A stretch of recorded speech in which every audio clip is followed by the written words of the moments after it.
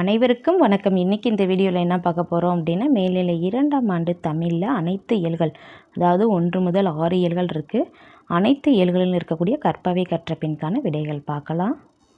இங்கே பாருங்கள், இயல் 1. இயல் 1ல் நம்மளுக்கு பாடப்பகுதிகள் பார்த்தோம் அப்படின்னா, செய்யுள்ள தன்னேர் இல்லாத தமிழ், அடுத்து உரைநடையில் நமது மொழியின் அடையாளங்களை மீட்டவர், அடுத்து செய்யுள்ள இளந்தமிழே இருக்குது. துணைப்பாடம் தம்பி நெல்லையப்பருக்கு, இலக்கணம் தமிழாக எழுதுவோம். இதில் இருக்கக்கூடிய கற்பவை கற்ற பின் பார்க்கலாம். இங்கே பாருங்கள், முதல்ல தன்னேர் இல்லாத தமிழ். இதில் பார்த்தோம் அப்படின்னா நம்மளுக்கு இந்த பாடப்பகுதியில் கற்பவை கற்ற பின்னில் என்ன கேட்டிருக்காங்கன்னா, தன்னேர் இல்லாத தமிழ் என்னும் தலைப்பில் சொற்பிரிவில் பங்கேற்பதற்கான 5 நிமிட உரை ஒன்றை உருவாக்குகன்றிருக்கு. இதற்கான விடை பார்க்கலாம். இங்கே பாருங்கள், கற்பவை கற்ற பின்னில் தன்னேர் இல்லாத தமிழ் என்னும் தலைப்பில் சொற்பொழிவில் பங்கேற்பதற்கான 5 நிமிட உரை ஒன்றை உருவாக்குகின்றிருக்கும். இதில் தமிழின் தொன்மையும் போட்டு இந்த மாதிரி எழுதிக்கிங்க. அப்படியே காப்பி பண்ணிக்கிங்க. அப்படியே ஸ்லைடு மூவ் பண்ணுறேன், பார்த்துக்குங்க. நீங்களாக கூட சொந்தமாக எழுதலாம். அடுத்து தமிழின் சீரிழமை திறம்னு போட்டு இந்த மாதிரி. அடுத்து பாருங்கள், தமிழ் மொழியின் தனிச்சிறப்புகள்,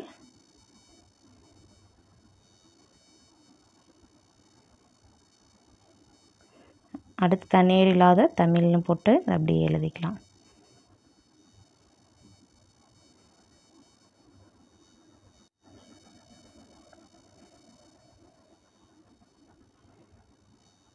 இந்த பாடப்பகுதிக்கு இந்த இது பார்த்தாச்சு.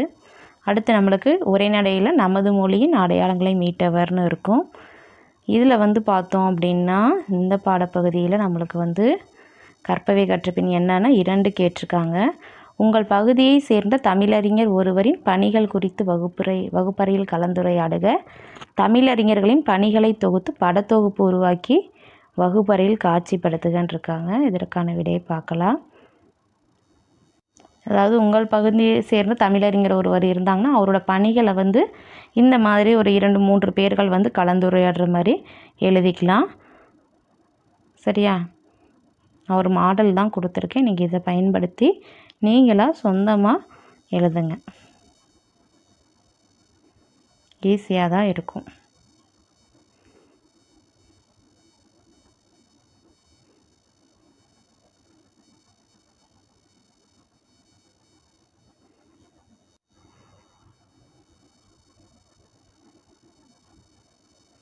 இந்த மாதிரி நீங்களே முயற்சி பண்ணி நீங்களே எழுதுங்க. சரியா?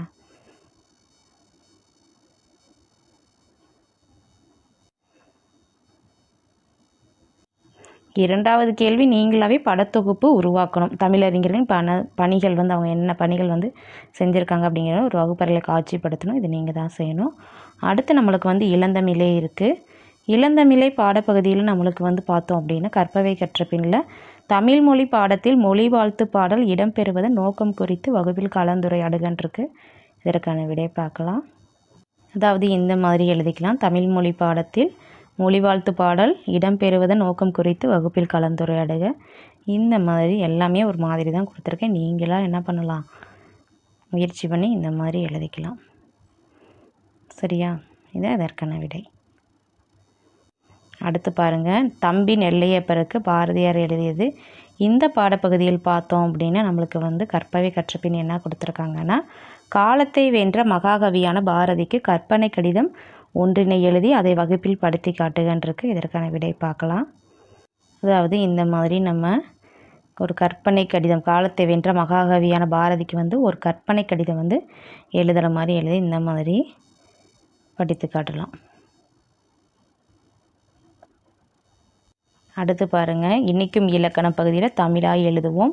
இதில் நம்மளுக்கு கற்பவை கற்ற பின் இலக்கண பகுதியில் பார்த்தோம் அப்படின்னா என்ன கேட்டிருக்காங்கன்னா, மயங்கொலி எழுத்துக்கள் ந ந ந ல ல ல ர ர அமைந்த சொற்களை பொருளுடன் திரட்டி வகுப்பறையில் காட்சிப்படுத்துகன்றிருக்கு. இதற்கான விடை பார்க்கலாம். அதாவது இந்த மாதிரி மயங்கொலி எழுத்துக்கள் ஒவ்வொன்றுக்கும் பொருள் வேறுபாடு அறிந்து இந்த மாதிரி எழுதலாம். சரியா? பார்த்துக்குங்க. இது ரகர ரகர பொருள் வேறுபாடு அறிதல். அடுத்து பாருங்கள், லகர லகர லகர பொருள் வேறுபாடு அறிதல் இருக்குது. அடுத்து நகர நகர பொருள் வேறுபாடு எறிதல். இந்த மாதிரி எழுதலாம். இப்போ இயல் 1 முடிஞ்சிருச்சு. அடுத்து இயல் 2 பார்க்கலாம். இயல் 2ல் பார்த்தோம் அப்படின்னா பெய்யென பெய்யும் மழையில் நம்மளுக்கு வந்து பாடப்பகுதிகள் இங்கே கொடுத்துருக்காங்க. உரைநடை வந்து மதராசப்பட்டினம், செய்யுள் பிறக்கொரு நாள் கோடை, நெடுநல் வாடை, துணைப்பாடம் வந்து முதல்கல், இலக்கணம் 4 வகை பொருத்தங்கள் திருக்குறளில் கொடுத்துருக்காங்க. இதில் கற்பவை கற்றபின் பகுதிகள் பார்க்கலாம்.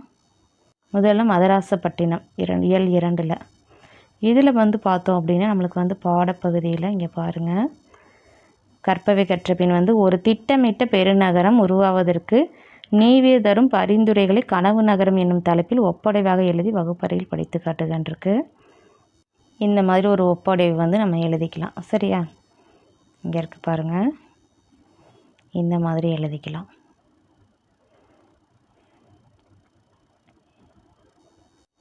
அடுத்து பிறகொரு நாள் கோடை, பிறகொரு நாள் கோடை, இது ஐயப்ப மாதவன் எழுதினது. இதில் பார்த்தோம் அப்படின்னா நம்மளுக்கு வந்து ஒரு மலை தொடர்பான கவிதைகளை தொகுத்து இதழ் ஒன்று உருவாக்குகன்னு இருக்கு. இதற்கான விடை பார்க்கலாம். இங்கே பாருங்கள், இந்த மாதிரி கவிதைகளை வந்து தொகுத்து எழுதலாம். ஒரு மலை துளி மலை, இந்த மாதிரி மலைக்கான கவிதையை நீங்களாகவே எழுதலாம். அழகு மலை, மழை பெய்கிறது, இந்த மாதிரி ஒரு இதழ் உருவாக்கலாம்.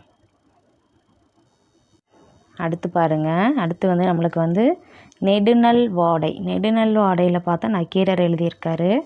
இதில் வந்து நம்மளுக்கு வந்து கற்பவை கற்ற பின்னில் தற்கால வாழ்க்கை முறையில் மழை குளிர் காலங்களில் இயல்பு வாழ்க்கை பாதிக்கப்படுவது குறித்து வகுப்பறையில் கலந்துரையாடுகன்னு இருக்குது.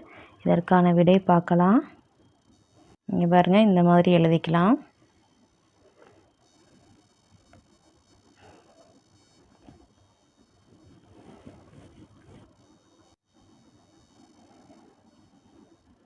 இந்த மாதிரி நீங்களாக கூட எழுதலாம். அடுத்து பாருங்கள், விரிவான பகுதி முதல்கல் உத்தம சோழன். இதில் வந்து பார்த்தோம் அப்படின்னா கற்பவை கற்ற பின் நம்மளுக்கு என்ன கேட்டிருக்காங்க அப்படின்னா, இங்கே பாருங்கள், உங்கள் இல்லத்தில் நடைபெறும் திருமண விழாவுக்கு வருகை தரும் விருந்தினர்களுக்கு மரக்கன்று தருவதாக முடிவு செய்துள்ளீர்கள். மரக்கன்று வழங்கும் நோக்கங்களையும் அதனை வளர்ப்பதால் ஏற்படும் பொது நன்மைகளையும் கொண்ட இருபக்க சிற்றேட்டை உருவாக்குகின்றிருக்கு. இதற்கான விடை பார்க்கலாம். இதற்கான விடை பாருங்கள், இந்த மாதிரி மரக்கன்று வழங்குவதற்கான நோக்கங்கள்னு போட்டு இந்த மாதிரி எழுதிக்கலாம். அடுத்து வந்து பார்த்தோம் அப்படின்னா பொது நன்மை, பொது நன்மைன்னு போட்டுட்டு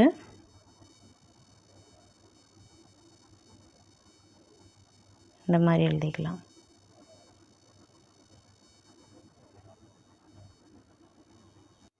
அடுத்து பாருங்கள், இலக்கண பகுதியில் 4 வகை பொருத்தங்கள். இதில் வந்து பார்த்தோம் அப்படின்னா நம்மளுக்கு வந்து கற்பவை கற்றபின் வந்து திணை பாகுபாடு தொடரமைப்பிற்கு இன்றியமையாதது என்பதற்கு பாடப்பகுதியிலிருந்து சான்று காட்டுகன்னு இருக்குது. இதற்கான விடை பார்க்கலாம். இந்த மாதிரி எழுதிக்கலாம் நம்ம.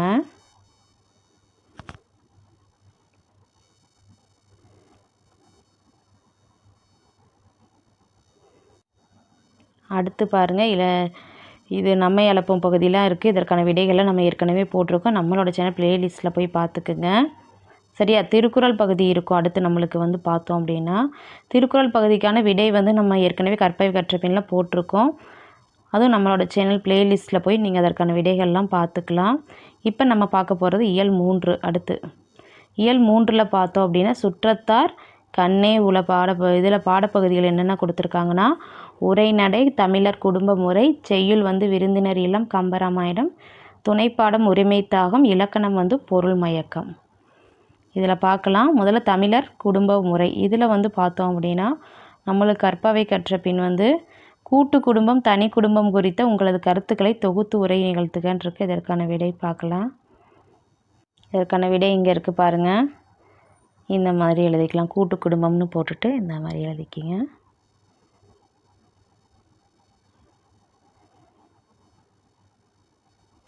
அடுத்து தனி குடும்பம்.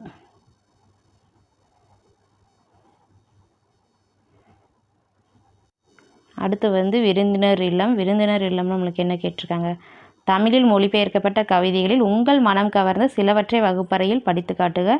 நீங்களாகவே சொந்தமாக எழுதலாம். உங்களுக்கு தமிழில் மொழிபெயர்க்கப்பட்ட கவிதைகள்லாம் தெரியும்ல, அந்த கவிதைகளை வந்து நீங்கள் வகுப்பறையில் படித்து காமிக்கலாம். நான் வந்து ஒரு விடை கொடுக்குறேன் பாருங்கள். இங்கே பாருங்கள், கவிதைகள் மௌனம், கனவுகள், இந்த மாதிரி கவிதைகள் வந்து நம்ம மொழிபெயர்க்கப்பட்ட கவிதைகளை வந்து எழுதிக்கலாம். எனது மக்கள், இந்த மாதிரி. சரியா?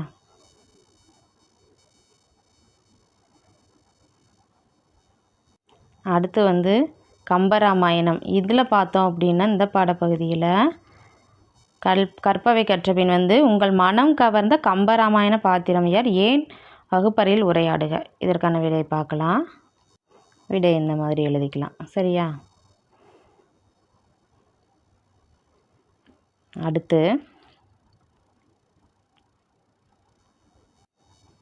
அடுத்து உரிமை தாகமில் பார்த்தோம் அப்படின்னா என்ன கேட்டிருக்காங்கன்னா, வாழ்க்கை முன்னேற்றத்திற்கு உறவினர்களின் பங்கு முக்கியமானது என்பது குறித்து பேசுகின்றிருக்கு. இதற்கான விடை பார்க்கலாம். இந்த மாதிரி கூட அனைவருக்கும் வணக்கம் பேசுகிறது வந்து இந்த மாதிரி பேசலாம். அனைவருக்கும் வணக்கம்னு ஆரம்பித்து இந்த மாதிரி உறவினர்களின் பங்கு எந்த அளவுக்கு முக்கியமானது அப்படிங்கிறத சொல்லலாம். இன்னொரு விடையும் கொடுக்குறேன் பாருங்கள். இது வந்து ஒவ்வொரு உறவினரை பற்றியும் சொல்லக்கூடியது. இங்கே இருக்குது பாருங்கள். பெற்றோர், தாத்தா, பாட்டி, பெரியப்பா, சிற்றப்பா, சித்தப்பான்னு எழுதலாம். சிற்றப்பாவுக்கு சித்தப்பான்னு கூட எழுதிக்கலாம். உடன் பிறந்தோர், தாய் வழி உறவு, இந்த மாதிரி எழுதிக்கலாம். அடுத்து பாருங்கள், பொருள் மயக்கம் பகுதியில் நம்மளுக்கு என்ன கேட்டிருக்காங்க. கற்பவை கற்ற பின் வந்து தொடர்களை பொருள் மயக்கமின்றி எழுத வழிகாட்டும் உரைநடை நெறிகளை பின்பற்றி 5 தொடர்களை கூறுகின்றிருக்கு. இதற்கான விடை பார்க்கலாம். அதாவது இந்த மாதிரி கூட தொடர்கள் எழுதலாம். மிதிவண்டியில் சென்றவர் பேருந்து மோதி காயம். கோவலன் மதுரைக்கு சென்றான். மறைந்த தி. ஜானகிராமன் நினைவாக ஆண்டுதோறும் கூட்டம் நடைபெறும். அவன் வெண்மதியிடம் பேசினான். சென்னையிலிருந்து நேற்று வந்தான். பறவைகள் நெல்மணிகளை வேகமாக கொத்தி தின்றன. குதிரையும் யானையும் வேகமாக ஓடின. பறவை படபடவென சிறகை அடித்தது. குரங்குகள் பழங்களை பறித்து உண்டன. மணமகள் உற்றார் உறவினர் புடைசூழ மணமேடைக்கு வந்தாள். இந்த மாதிரி எழுதலாம். இல்லைன்னா இன்னொரு விடயம் கொடுக்குறேன். இந்த மாதிரி எழுதலாம். பணி முடிந்து நேற்று மாலை வீடு திரும்பினேன். நேற்று நான் வைகையில் குளித்தேன். மாநில அளவில் தமிழ்நாடு கல்வியில் 3ஆம் இடத்தில் உள்ளது. ஆசிரியர் பாடம் நடத்தி கொண்டிருக்கும் போது மாணவர்கள் பேசுவதை தவிர்த்தல் வேண்டும். என் அம்மாவின் சமையல் என்றுமே சுவையாக இருக்கும். இந்த மாதிரி கூட எழுதலாம். அடுத்து பாருங்கள். அடுத்து நம்மை அழைப்போம் பகுதியில் இருக்குது. இதற்கான விடைகள் நம்ம ஏற்கனவே வீடியோ போட்டிருக்கோம். கீழே டிஸ்கிரிப்ஷன் பாக்ஸ் லிங்க் கொடுத்துருக்கேன். டிஸ்கிரிப்ஷன் பாக்ஸில் அதில் போய் நம்ம விடைகளை பார்த்துக்கலாம். ப்ளேலிஸ்ட்டில் போய் விடை பார்த்துக்கலாம். அடுத்து நம்ம பார்க்கக்கூடியது இயல் 4 செல்வத்துள் எல்லாம் தலையில் உரைநடை, பண்டைய காலத்து பள்ளிக்கூடங்கள், செய்யுள், நகுலன் கவிதைகள், காவியம், சிலப்பதிகாரம், துணைப்பாடம் வந்து சூரியனை பிரசவிக்கும் பாறை, இலக்கண மெய்ப்பாடு. இது பார்க்கலாம். இதில் இருக்க கற்பவை கற்ற பின்கான விடை. ஃபஸ்ட்டு வந்து பண்டைய காலத்து பள்ளிக்கூடங்கள். பண்டைய காலத்து பள்ளிக்கூடங்களில் கற்பவை கற்ற பின் வந்து நம்மளுக்கு என்ன கொடுத்துருக்காங்க அப்படின்னா, இங்கே பாருங்கள். பண்டைய கால பள்ளிக்கூடங்களில் பின்பற்றப்பட்ட குறிப்பிடத்தக்க நடைமுறைகளில் தற்காலத்தில் மேற்கொள்ளாதவை குறித்து வகுப்பறையில் கலந்துரையாடுக. அடுத்து மனனம் செய்தல் இன்றைய கல்வி நிலையிலும் குறிப்பிடத்தக்க ஒரு கூறு. இதை பற்றி 10 கருத்துக்களை முன்வைக்கின்றிருக்கு. இதற்கான விடை பார்க்கலாம். இங்கே பாருங்கள், இந்த மாதிரி எழுதலாம். வகுப்பறையில் கலந்துரையாடலுமே மாணவிகள் வந்து அவங்களுக்குள்ள கலந்துரையாடல்கள் நடைபெறும். அவங்களோட பேர் இந்த மாதிரி எழுதிக்கலாம். நீங்களாக ஒரு மாடல் தான், நீங்களாக கூட எழுதலாம்.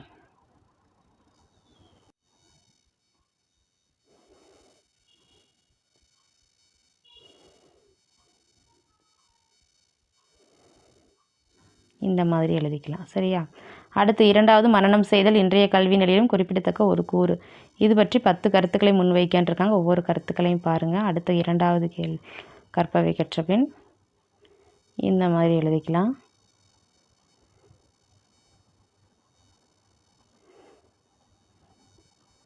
ஒரு 10 கருத்துக்களை முன்வைக்கலாம்.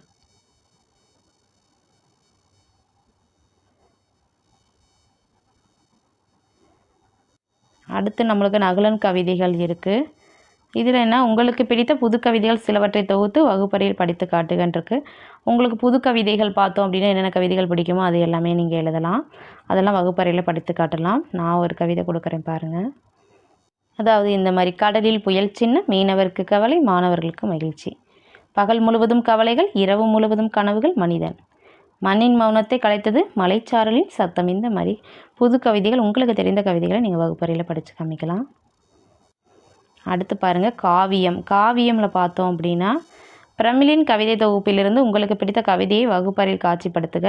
பறவை பற்றி எழுதப்பட்ட கவிதைகள் சிலவற்றை தொகுத்து குறும்புத்தகம் உருவாக்குகன்னு இருக்குது. இதற்கான விடையை பார்க்கலாம். இங்கே பாருங்கள், பிரமிளின் கவிதை தொகுப்பிலிருந்து உங்களுக்கு பிடித்த கவிதை வகுப்பறையில் காட்சிப்படுத்துகளை. பிரமிளின் கவிதை தொகுப்பு இது எழுதலாம். ஒரே கணத்தில் கிழித்து காலத்துரும்பை ஏற்றி எடுத்து எரித்து நீராக்கி நிற்க வேண்டாமா கவிதை. இது 1974 எழுதுனது. இது பிரமிளின் கவிதை தொகுப்பு. அடுத்து பார்த்தோம் அப்படின்னா பறவை பற்றி எழுதப்பட்ட கவிதைகள் சிலவற்றை தொகுத்து கையேடாக்குகன்றிருக்கு. குறும்புத்தகம், அதாவது கவிதைகள் சிலவற்றை தொகுத்து குறும்புத்தகம் உருவாக்குகன்றிருக்கு. குறும்புத்தகம், அந்த குறும்புத்தகமில் இந்த மாதிரி கவிதைகள்லாம் எழுதி ஒரு புத்தகத்தை நம்ம எழுதலாம். அப்புறம் பறவை பற்றி எழுதின கவிதைகள், இங்கே சில கவிதைகள் கொடுத்துருக்கேன் பாருங்கள். நிறைய கவிதைகள்லாம் எடுத்து நீங்கள் என்ன பண்ணலாம், ஒரு குறு புத்தகம் மாதிரி உருவாக்கலாம். புத்தகம் நிறைய கவிதைகளை சேகரித்து.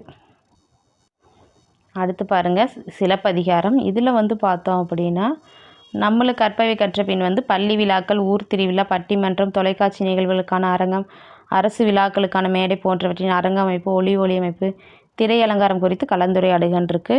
இதற்கான விடை பார்க்கலாம். அதாவது இந்த மாதிரி கற்பவை கற்ற பின் நம்ம எழுதிக்கலாம். இது ஒரு மாடல் தான், நீங்கள் பார்த்துக்குங்க.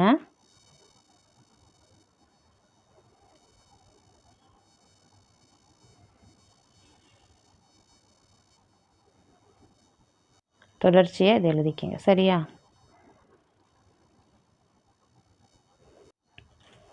அடுத்து பார்க்கலாம் சூரியனை பிரசவிக்கும் பாறை. இதில் பார்த்தோம் அப்படின்னா சூரியனை பிரசவிக்கும் பாறையில் உங்கள் ஊரின் வட்டார வழக்கு சொற்களை வகுப்பறையில் பகிர்ந்து கொள்கன்னு இருக்குது. உங்கள் ஊரோட வட்டார வழக்கு சொற்கள் இருக்குல்ல, அதை நீங்கள் பகிர்ந்துக்கலாம். அதாவது வட்டார வழக்கு சொற்கள்னால் என்ன சொல்லுவோம், இந்த மாதிரி சொல்லலாம். இது மாதிரி நீங்கள் உங்களோட ஊரில் பயன்படுத்துகிற சொற்களை பகிர்ந்துக்கலாம். பாய்ச்சல்லாம் பாத்தி, பதனம், கவனமாக, நீத்து பாகனம், ஏல்கஞ்சின்னு சொல்லுவாங்க. கடிச்சு குடித்தல்னா வாய் வைத்து குடித்தல், மகுலினா சோற்றுக்கஞ்சி, வரத்துக்காரனா புதியவன், சடைத்து புளித்துனா சலிப்பு, அழுக்கம்னா அழுத்தம், அணுக்கம், தொலைவட்டையில் தொலைவில். இது எல்லாமே என்ன அப்படின்னா வட்டார வழக்கு சொற்கள். நீங்கள் உங்களோட வட்டாரத்தில் என்னென்ன சொற்கள் பேசுவீங்க அப்படிங்கிறத நீங்கள் வகுப்பறையில் பகிர்ந்துக்கலாம், இந்த சொற்கள்லாம். அடுத்து பாருங்கள் மெய்ப்பாடு. மெய்ப்பாடில் பார்த்தோம் அப்படின்னா நம்மளுக்கு என்ன கேட்டிருக்காங்கன்னா, இங்கே பாருங்கள், இதில் கற்பவை கற்ற பின்னில் மெய்ப்பாடும் என்னும் உத்தி கையாளப்பட்டிருக்கும் இலக்கியங்கள் 5 பற்றி கலந்துரையாடுகன்றிருக்கு. இதற்கான விடை பார்க்கலாம். அதாவது வகுப்பில் கலந்துரையாட சொல்கிறப்ப நீங்கள் வகுப்பில் கலந்துரையாடணும். இதை பற்றி நான் ஒரு மாடல் தான் கொடுக்குற ஒரு ஐடியா தான். இதை பயன்படுத்தி நீங்கள் என்ன பண்ணலாம் அப்படின்னா வகுப்பறையில் கலந்துரையாடலாம். மெய்ப்பாடு அப்படிங்கிறப்ப நம்மளுக்கு தெரியும், நம்ம ஏற்கனவே புத்தகத்தில் படிச்சிருப்போம். என்னென்ன அப்படிங்கிறது நம்ம படிச்சிருப்போம். ஏன்னா நகை, அழுகை, இழிவரல், மறுக்கை, அச்சம், பெருமிதம், வெகுளி, உவகை, இதில் ஏதாவது 5 பயன்படுத்தி நீங்கள் வகுப்பறையில் கலந்துரையாடலாம். அது இலக்கியங்கள் சம்மந்தமாக, சரியா? இலக்கியங்களை பயன்படுத்தி அந்த உத்தி இலக்கியங்களை கையாளப்பட்டிருக்கும். அதை ஏதாவது 5 எழுதணும். ஒரு மாடல் கொடுக்குறேன் பாருங்கள். இதை பயன்படுத்தி வகுப்பறையில் கலந்துரையாடணும். கலந்துரையாடல் மாதிரி நீங்கள் எழுதிக்கலாம். இழிவரல், மறுக்கை, இதை பற்றி இருக்குது. ஏதாவது 5 எழுதுனா கூட போதும். நீங்கள் ஏற்கனவே இந்த பாடப்பகுதியிலே கொடுத்துருப்பாங்க, ஒவ்வொரு இது கொடுத்துருப்பாங்க. இதை பயன்படுத்தி ஏன்னா நம்மளுக்கு கொடுத்துருக்காங்க தோன்றும் நிலைக்களங்கள் என்னென்ன அப்படிங்கிறதெல்லாம் கொடுத்துருப்பாங்க. இதை பயன்படுத்தி நீங்கள் எழுதிக்கலாம். அடுத்து பாருங்கள், அடுத்து நம்ம பார்க்கக்கூடியது இயல் 4 திருக்குறளில் இருக்குது. திருக்குறள் பகுதிக்கான விடைகள் நம்ம ஏற்கனவே கற்பவை கற்ற பின்கான விடைகள் நம்ம வீடியோ போட்டிருக்கோம். அதனால் நம்மளோட சேனல் ப்ளேலிஸ்ட்டில் போய் பார்த்துக்கங்க. கீழே டிஸ்கிரிப்ஷன் பாக்ஸில் லிங்க்கு கொடுத்துருக்கேன், பார்த்துக்குங்க. இப்போ இயல் 5 பார்க்கலாம். அருமை உடை செயலில் என்ன பாடப்பகுதி இருக்குன்னா உரைநடை திரைமொழி, செய்யுள் தெய்வமணிமாலை, பெருமாள் திருமொழி, தேவாரம், துணைப்பாடம் நடிகர் திலகம், இலக்கணம் படைப்பாக்க உத்திகள். இதில் பார்த்தோம் அப்படின்னா திரைமொழி பாடப்பகுதியில் நம்மளுக்கு என்ன கேட்டிருக்காங்க அப்படின்னா கற்பவை கற்ற பின் பாருங்கள். இந்த பாடப்பகுதியில் நம்மளுக்கு நூல்வெளி மட்டும்தான் இருக்குது, கற்பவை கற்ற பின் இல்லை. அதனால் நம்ம அடுத்த பகுதி போகலாம். தெய்வமணி மாலை. தெய்வமணி மாலையில் நம்மளுக்கு என்ன கேட்டிருக்காங்கன்னா, தெய்வமணி மாலை பாடல் கருத்துக்களுக்கு இணையான திருக்குறள்களை தொகுத்து வருகன்றிருக்கு. இதற்கான விடை பார்க்கலாம். திருக்குறள் பாருங்கள். மலர் மீசை ஏகினான் மானழி சேர்ந்தார் நிலமிசை நீடு வாழ்வார் அறம் கூறான் அல்ல செய்யினும் ஒருவர் புறங்கூறான் என்றல் இனிது. இந்த 2 குறள் எழுதிட்டு அடுத்து 3வது கண்ணின்று கண் அறச் சொல்லினும் சொல்லற்க முன்னின்று பின்னோக்கா சொல் ஒன்றா உலகத்து உயர்ந்த புகழல்லல் ஒன்றாது நிற்பது ஒன்றியில் பொய்யாமை அன்ன புகழில்லை எய்யாமை எல்லாம் எல்லா அறமும் தரும் இருமன பெண்டிரும் கல்லும் கவரும் திருநீக்கப்பட்டார் தொடர்பு சென்ற இடத்தார் செலவிடா தீதுவொரிய நன்றின்பால் உயிப்பது அறிவு பிறவி பெருங்கடல் நீந்துவர் நீந்தார் இறைவனடி சேராதார். இந்த திருக்குறளை நம்ம எழுதிக்கலாம். அடுத்து பாருங்கள், பெருமாள் திருமொழி குலசேகர ஆழ்வார். இதில் பார்த்தோம் அப்படின்னா நம்மளுக்கு கற்பவை கற்ற பின்னில் தமிழர் மருத்துவ முறைக்கும் நவீன மருத்துவ முறைக்கும் உள்ள தொடர்பு குறித்து ஒப்படை உருவாக்குகன்றிருக்கு. இதற்கான விடை பார்க்கலாம். இங்கே இருக்குது பாருங்கள், அறுவை மருத்துவ முறை அப்படின்னா என்ன, அதை பற்றி கொடுத்துருக்காங்க. அடுத்து தமிழரின் மருத்துவ அறிவு, அதோட பொருள். அடுத்து சித்த மருத்துவம். இங்கே குறள் கொடுத்து அதோட பொருள் அதை கொடுத்துருக்காங்க, என்ன பொருள்னு. சித்த மருத்துவத்தில் என்னென்ன இருக்குது, இது எல்லாமே தமிழர் மருத்துவ முறை நவீன மருத்துவ முறைக்கான தொடர்பு, என்னென்ன தொடர்பு இருக்குது அப்படிங்கிறது தான். இது வந்து சித்த மருத்துவம். அடுத்து நவீன மருத்துவம்னு போட்டு இந்த மாதிரி சித்த மருத்துவம் நவீன மருத்துவம் கூட போட்டு எழுதிக்கலாம், கொஞ்சம் ஷார்ட்டாக எழுதிக்கலாம். அடுத்து முடிவுரை எழுதிக்கலாம். அடுத்து பாருங்கள், தேவாரம் திருஞான சம்பந்தர். இதில் பார்த்தோம் அப்படின்னா நம்மளுக்கு கற்பவை கற்ற பின் வந்து உங்கள் பகுதியில் கொண்டாடப்படும் திருவிழாக்கள் பற்றிய தகவல்களை திரட்டி நாளிதழ் ஒன்றின் செய்தி பிரிவிற்கு அளிக்கும் வகையில் செய்தியாக எழுதுகின்றிருக்கு. நீங்கள் உங்களோட பகுதியில் என்னென்ன திருவிழாக்கள் கொண்டாடுறாங்க அதோட தகவல்லாம் திரட்டி என்ன பண்ணலாம் அப்படின்னா ஒரு நாளிதழுக்கு செய்தி வந்து ஒரு செய்தி கொடுக்குறோம், அந்த மாதிரி எழுதணும். அது என்னென்ன தகவல் எப்படி எழுதுறதுன்னு கொடுத்துருக்கேன். நான் ஒரு மாதிரி தான் கொடுத்துருக்கேன். நீங்கள் உங்கள் ஊரில் என்னென்ன திருவிழா நடைபெறும் அப்படிங்கிறத பற்றி நீங்கள் எழுதிக்கலாம். இந்த மாதிரி இருக்குது. இந்த மாதிரி செய்திகளை வந்து நம்ம நாளிதழுக்கு கொடுக்கலாம். அடுத்து நடிகர் திலகம் பாலச்சந்திரன் சுள்ளிக்காடு எழுதியிருக்காரு. இதில் வந்து பார்த்தோம் அப்படின்னா இதில் வந்து கற்பவை கற்ற பின்னில் பராசக்தி வீரபாண்டிய கட்டபொம்மன் கப்பலோட்டி தமிழன் திருவிளையாடல் போன்ற திரைப்படங்களில் இடம்பெற்ற சிவாஜி கணேசனின் வசனங்களை உரிய உச்சரிப்புடன் பேசி வகுப்பறையில் நடித்து காட்டுகின்றிருக்கு. அது மாதிரி உங்கள் பகுதியில் வாழ்ந்து வரும் கலைஞர் ஒருவரை நேரில் கண்ட அனுபவத்தை தொகுத்து வழங்குக. 2மே இருக்குது. 2க்கான விடையை பார்க்கலாம். இங்கே பாருங்கள், பராசக்தி வசனம் வீரபாண்டிய கட்டபொம்மன் இந்த மாதிரி நம்ம எழுதிக்கலாம். அவரோட வசனம் பராசக்தி வசனம் இந்த மாதிரியும் வீரபாண்டிய கட்டபொம்மன் வசனம் இந்த மாதிரி இருக்கும். இந்த வசனங்களை நீங்கள் என்ன பண்ணலாம், பேசி உரிய உச்சரிப்புடன் பேசணும். சரியா வகுப்பறையில் பேசி நடித்து காட்டலாம். இந்த மாதிரி வெஞ்சுதுரை வஉசியும் பேசியிருக்காங்க. வசனம் இருக்குது பாருங்கள், கப்பலோட்டி தமிழில் வெஞ்சுதுரை வஉசி பேசினது. அடுத்து திருவிளையாடல் வசனம், என்னென்ன வசனம் அப்படிங்கிறத கொடுத்துருக்கேன். இதை பார்த்து நீங்கள் என்ன பண்ணலாம் அப்படின்னா முயற்சி பண்ணலாம், நடித்து காட்டலாம். தொடர்ச்சி இங்கே இருக்குது, கூத்தன் தருமி கடை இறுதியாக அந்த மாதிரி. சரியா? அடுத்து உங்கள் பகுதியில் வாழ்ந்து வரும் கலைஞர் ஒருவரை நேரில் கண்ட அனுபவத்தை தொகுத்து எழுதுகன்றிருக்கும். புகைப்பட கலைஞர்கள், நம்ம வந்து எந்த கலைஞரை பார்த்துருக்கோம் அப்படின்னா புகைப்பட கலைஞர்கள். அவர் நேரில் பார்க்குற அனுபவத்தை வந்து நம்ம எழுதலாம். நீங்கள் யாராவது கலைஞர் பார்த்துருந்தீங்க அப்படின்னா அவங்கள பற்றி நீங்கள் ஒரு நேரில் கண்ட ஒரு அனுபவத்தை வந்து தொகுத்து எழுதலாம். நான் ஒரு விடையை கொடுத்துருக்கேன், பார்த்துக்குங்க. அடுத்து பாருங்கள், படைப்பாக்க உத்திகள். இதில் பார்த்தோம் அப்படின்னா நம்மளுக்கு வந்து உவமை உருவகம் பயின்று வரும் கவிதைகளை தொகுத்து படித்து காட்டுகன்றிருக்கு. இதற்கான விடை பார்த்தோம் அப்படின்னா நம்ம புத்தகத்திலேயே இருக்கும். படைப்பாக்க உத்திகளில் பார்த்தோம் அப்படின்னா இங்கே புத்தகத்திலே கவிதைகள்லாம் கொடுத்துருப்பாங்க பாருங்கள். உவமை உருவகம் பயன்படுத்தக்கூடிய கவிதைகள் இங்கேயே இருக்குது பாருங்கள். இந்தா இங்கே ஒவ்வொரு கவிதைகள் உவமை அப்படிங்கிறப்பே நம்மளுக்கு கவிதைகள் வந்து இங்கே கொடுத்துருப்பாங்க. ஒவ்வொரு உவமையும் யானை பற்றிய உவமை வந்து இது இங்கே புது கவிதை வடிகளில் கொடுத்துருப்பாங்க. உவமை அமைந்திருக்கிறது. கண்ணீரை நீ துடைத்த போது நட்சத்திரங்கள் துடைக்கப்பட்ட வானம் போல் உன்முகம் இருண்டு போயிருந்தது. இது புது கவிதையில் இருக்கும். இந்த மாதிரி கவிதைகள்லாம் நம்ம என்ன பண்ணலாம் அப்படின்னா தொகுத்து எழுதலாம். வினை உவமையில் வரக்கூடிய கவிதை இது உவமை கவிதை. அடுத்து பயன் உவமை, மெய் உவமையில் வரக்கூடிய கவிதை இருக்கும். உரு உவமை, இதையெல்லாம் உவமையில் வரக்கூடிய கவிதை.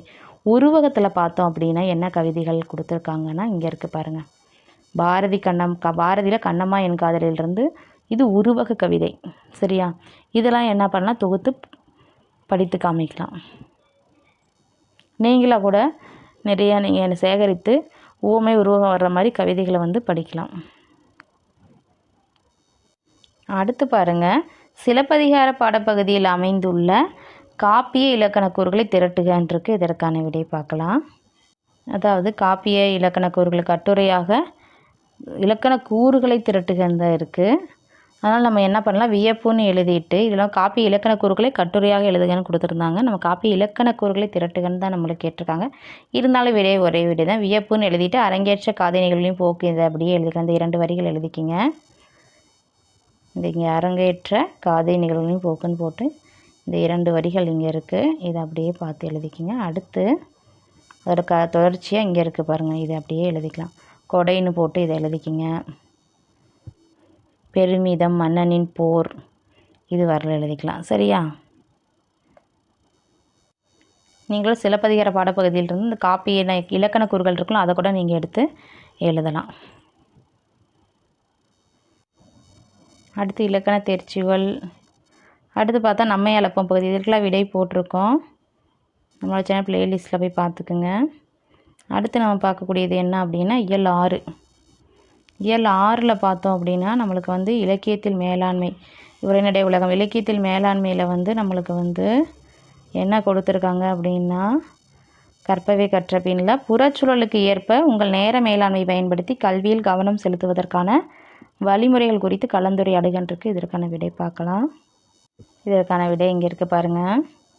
இந்த மாதிரி நீங்கள் புறச்சூழலுக்கு ஏற்ப உங்கள் நேர மேலாண்மை பயன்படுத்தி கல்வியில் கவனம் செலுத்துவதற்கான வழிமுறைகள் குறித்து கலந்துரையாடலாம். இங்கே பார்த்துக்குங்க.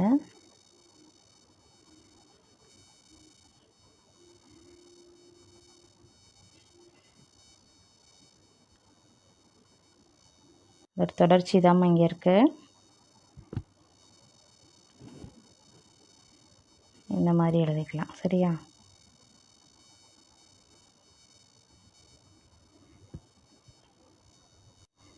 அடுத்து பாருங்கள், ரச்சனைய யாத்திரிகம் எச்சே கிருட்டினர் எழுதுனது. இதில் பார்த்தோம் அப்படின்னா நம்மளுக்கு வந்து கற்பவை கற்றபின்ல பொறுத்தாரை இவ்வுலகம் பொன்போல் மாற்றும் என்னும் தலைப்பில் கலந்துரையாடுகின்றிருக்கு. இதற்கான விடை பார்க்கலாம்.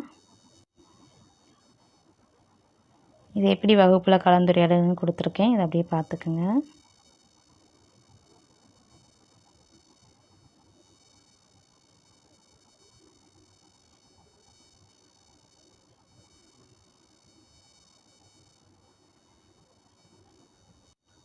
தொடர்ச்சியாக இந்த 2 சந்திரன் அன்பழகன் இது வரலும் உண்மைதான் வரலும் எழுதிக்கலாம். சரியா?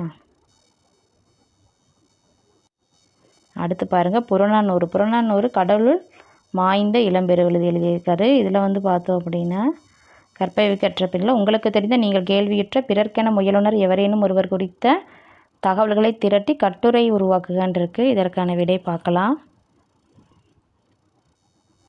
இங்கே பாருங்கள், இந்த மாதிரி திரட்டி கட்டுரை உருவாக்கிக்கலாம். உங்களுக்கு தெரிந்த யாராவது ஒருத்தர் இருப்பாங்க, பிறர்க்கென முயலுனர், அவரை பற்றி நீங்கள் எழுதிக்கலாம்.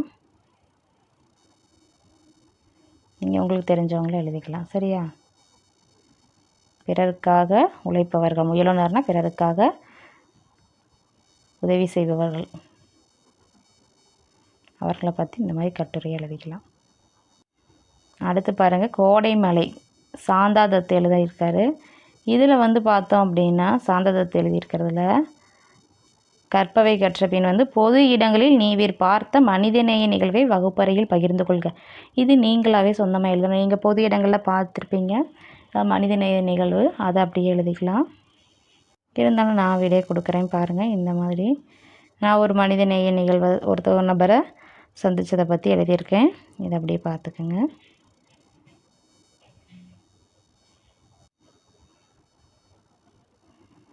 நீங்கள் சொந்தமாக நீங்களாக கூட எழுதலாம். சரியா? அடுத்து தொன்மம், கடைசியாக இருக்கக்கூடியது தொன்மம் இலக்கண பகுதி. இதில் வந்து பார்த்தோம் அப்படின்னா என்ன கேட்டிருக்காங்கன்னா, தொன்மம் என்னும் உத்தியை பயன்படுத்தி புது கவிதை ஒன்றை படைக்கின்றிருக்கு. இது நீங்களாக தொன்மத்தை பயன்படுத்தி ஒரு புது கவிதை ஒன்று படைக்கலாம். தொன்மம்னா என்ன அப்படிங்கிறது நம்மளுக்கு ஏற்கனவே நம்ம பாடப்பகுதியில் கொடுத்துருப்பாங்க. சரியா? தொன்மம் விளக்கம் வந்து கொடுத்துருக்காங்க. இதை தெரிஞ்சுக்கிட்டால் தான் நீங்கள் வந்து தொன்மம் பற்றி ஒரு புது கவிதையை படிக்க முடியும். ஏற்கனவே இங்கே கொடுத்துருப்பாங்க, தொன்மம் பற்றிய முரண்பாட்டை விளக்கியிருப்பாங்க. இங்கே இருக்கும் பாருங்கள், அப்துல் ரஹ்மான் விளக்குன அந்த கவிதை இருக்குது. இந்த மாதிரி நீங்கள் எழுதணும். கவிதை வந்து என்ன கவிதை கேட்டிருக்காங்கன்னா, புது கவிதை கேட்டிருக்காங்க. புது கவிதை இந்த மாதிரியே எழுதலாம். தாண்டி கேட்டால் சீதை, தாண்டாமல் கேட்டால் கண்ணகி, 2 அடியாவது வாங்கினால்தான் திருந்துவாய் வள்ளுவர் வாக்கு. இந்த மாதிரி எழுதிக்கலாம். இல்லைன்னு நான் வேறு விடையை தரேன் ஒன்று. அதாவது தமிழில் பார்த்தோம் அப்படின்னா கண்ணகி கதை வந்து தொன்மை நோக்கிய வளர்ச்சி பெற்றிருக்கும். இக்கால பெண்ணியத்திற்கான தொன்மமான கண்ணகியையும் பெண்ணிய போராட்டத்திற்கான தொன்மமாக மதுரை எரித்த நிகழ்வும் பின்வரும் புது கவிதைகளில் அமைந்துள்ள அறிதெல்லாம் போட்டுட்டு இந்த கவிதையை நீங்கள் எழுதிக்கலாம். அதுக்கு இது கொஞ்சம் நல்லா இருக்கும். மதுரை எரிக்க கண்ணகியாகவும் மீண்டும் எழுதிட செய்த சீதையாயும் எப்பவும் எரிதலில் மடி சுமப்பது இனி எங்கள் வேலையல்ல என்பதன் மூலம் இன்றைய பெண்கள் எம்முறை வாழ்க்கையை மேற்கொள்ள வேண்டும் என்பதை சுட்டிக்காட்டப்படுகிறதுன்னு எழுதிக்கலாம். இந்த மாதிரி கவிதைகள் கூட நீங்கள் இந்த கவிதையை மட்டும் கூட எழுதிக்கலாம். இதெல்லாம் புது கவிதை வந்து அந்த உத்தி பயன்படுத்தி எழுதியிருப்பாங்க. காலையில் சூரியனை பற்றி, அதாவது காலை சூரியன் சிரித்து கொண்டு என் ஜன்னலை தட்டினான், மரக்கிளைகள் கைகளை நீட்டி வணக்கம் சொன்னது, காற்று வந்து என் காதில் ரகசியம் சொன்னது, பறவைகள் கூவிக்கொண்டு புதிய நாள் பிறந்தது என பாடின. இந்த மாதிரி எழுதலாம். அப்புறம் பள்ளிக்கூடத்தில் கல்வி மையத்தை பற்றி புது கவிதை எழுதலாம். எப்படின்னா, பள்ளிக்கூட வாசலில் நின்று கல்வி என்னை அழைத்தது, வா உனக்கு வழிகாட்டுவேன் என்று கையை நீட்டியது, புத்தகம் திறந்து கொண்டு அறிவின் கதையை சொன்னது, எழுத்துக்கள் புன்னகையுடன் என் உள்ளத்தில் இடம் பிடித்தன. இந்த மாதிரி எழுதலாம். நீங்களாம் முயற்சி பண்ணி தொன்மம் பற்றிய கவிதை எழுதுங்க. அடுத்து வந்து நம்மளுக்கு நம்மை அழைப்போம் பகுதியில் இருக்குது. இதற்கான விடைகளை நம்ம ஏற்கனவே வீடியோ போட்டிருக்கோம். நம்மளோட சேனல் பிளேலிஸ்ட்டில் போய் பார்த்துக்குங்க. கீழே டிஸ்கிரிப்ஷன் பாக்ஸில் லிங்க் கொடுத்துருக்கேன், அதில் போய் பார்த்துக்குங்க. நம்ம 6 இயல்களுக்கும் கேள்வி பதிகள்லாம் ஏற்கனவே வீடியோ போட்டாச்சு, புது புத்தகத்தில் உள்ள கேள்வி பதிகளுக்கு. சரியா? இந்த வீடியோ உங்களுக்கு பயனுள்ளதாக இருந்துச்சுன்னா நம்ம சேனலை சப்ஸ்கிரைப் பண்ணுங்கள், லைக் பண்ணுங்கள், ஷேர் பண்ணுங்கள். Thank you to all.